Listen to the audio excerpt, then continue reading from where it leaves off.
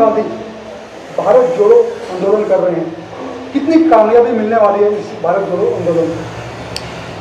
देखिए, जिस प्रकार से एक one man army Congress party बनती जा रही है, लोग समझते होंगे कि राहुल गांधी नादान है, बच्चा है, लेकिन राहुल गांधी जी ने कोरोना काल में पहले आगाह किया था कि ऐसी सिचुएशन होने वाली है और हुई।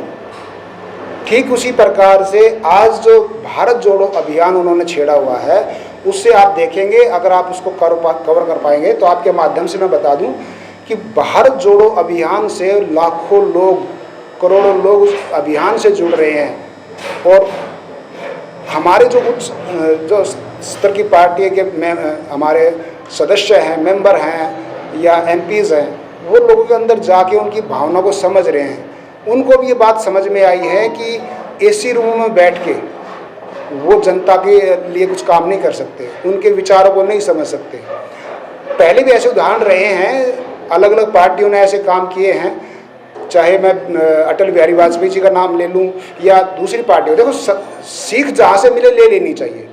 तो उसी प्रकार से मुझे ये लगता है कि कहीं ना कहीं कांग्रेस को भी ये समझ में आया है कि भाई अगर वो लोगों के बीच में जाएंगे तो एक बहुत बड़ी ताकत बन के उभरेगी। और मैं ये मानता हूँ 2024 के जो चुनाव होने वाले हैं उसमें कांग्रेस सरकार बनाने जा रही है, क्योंकि लोग जुड़ रहे हैं।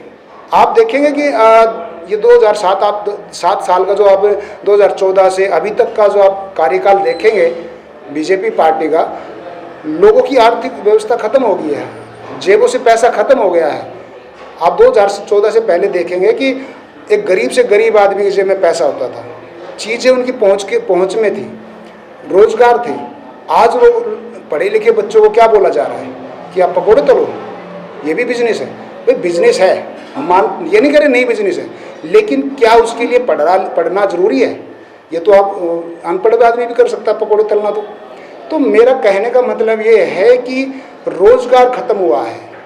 और जो एक बहुत सारी आपने देखा होगा कि जितने बड़े इंडस्ट्रियलिस्ट, इतने बड़ी बड़ी कंपनियां कांग्रेस के राज में स्थापित हुई थी, इसमें आप चाहे बीपीसीएल, एलआईसी और बहुत सारी, चाहे रेलवे है, रेलवे को भी प्राइवेटाइजेशन में डाल दिया है, बीपीसीएल को बेच दिया है, एलआईसी का शेयर, एलआईसी का हिस्सा बेच दिया है।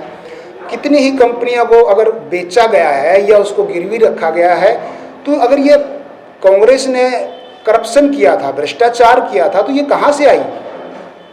कांग्रेस अभी तक तो देश कंगाल हो जाना चाहिए था।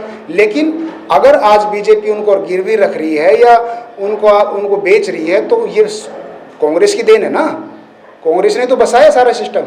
तो मेरा कहने का मतलब ये है कि जो लोगों को ये बरगलाया जा रहा है कि कांग्रेस ने देश को भ्रष्ट उसमें डाला है, देश का सत्यानाश किया है, ऐसा कुछ नहीं है। लोग पढ़े लिखे समझदार हैं, वो अपने विवेक से काम लेंगे। उनको पता है अगर ये चीज़ें नहीं हुई होती तो आज जो मौजूदा सरकार है वो इनको कैसे बेच पाती। वोट आपका है, देना आपको है, समझ आपकी है। अगर आज एक चीज़ और आप देख रहे होंगे, आपके माध्यम से मैं बताना चाहूँगा कि जो रिजर्वेशन की वजह से एक ओबीसी अनुसूचित जाति को एक वो जॉब मिल पाती थी, एक रोजगार मिल पाता, तो धीरे धीरे बीजेपी उसको ख़त्म कर दी जा रही है। एक समय आएगा कि आप पढ़े लिखे होंगे लेकिन आपको नौकरियां नहीं मिलेंगी। तो समय रहते अगर आप समझ गए तो बहुत अच्छी बात है, नहीं तो आप आने वाले जो पीढ़ियां हैं वो आपके ऊपर ब्लेम करेंगी कि जब ऐसी सिचुएशन हो रही थी आपको पता था तो आपने क्या किया। तो मैं चाहूँगा कि भारत जोड़ो अभियान से जुड़ें और कांग्रेस को मजबूत करें।